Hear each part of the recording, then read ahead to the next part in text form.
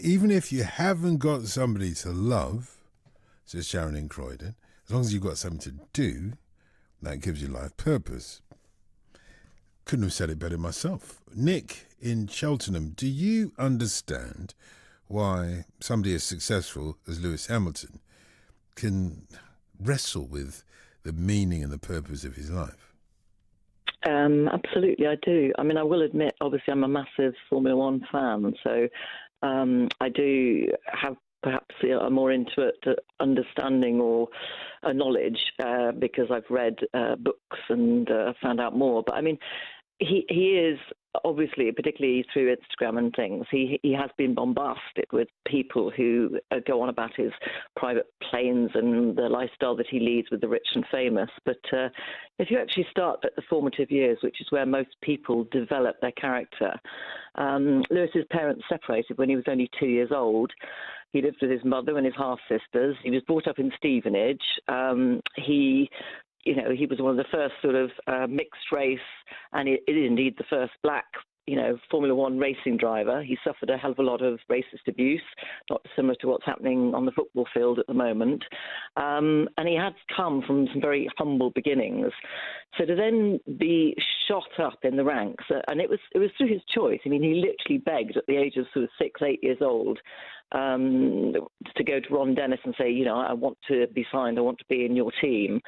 And now to be at a stage where, as many people will say, he is a multi-millionaire and could buy anything on the planet. But he's come from roots, and obviously Grenada, his Caribbean roots as well, where I identify with his feelings of sadness and loss, that he has seen extremes in life, and even though he's got so much money, he can't deal with them. But why would he struggle to find purpose in life?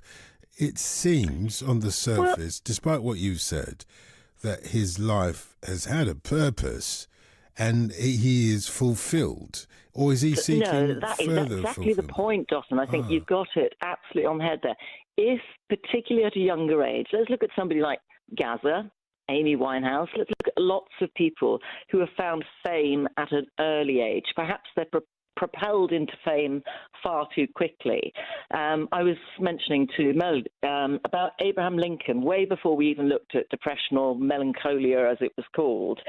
Abraham Lincoln, at the height of his career, would go on to do the most amazing speech, and then you would see him literally sitting in a corner like a little humble schoolboy, and he would turn around to people and say, I can't do this anymore. I don't know what I'm doing. And because there was typhoid, there were people dying around him, and all these wonderful things he was said to be doing, his feeling that he should be doing more, his responsibility while people were suffering so much, was so immense. The perfectionism on somebody like that, who has such an incredible ability in one area of life, to see that another area of their life is something they can't control, that lack of control and perfectionism is incredibly destructive. That self-doubt, though, is it always there? It's not doubt what you are very good at. Abraham Lincoln was incredibly good at politics. Lewis Hamilton was incredibly good at Formula One.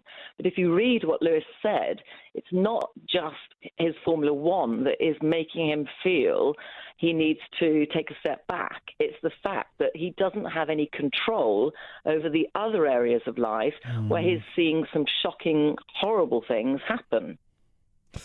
You summed it up, and thank you. It takes a fan of Formula One to understand it from that perspective.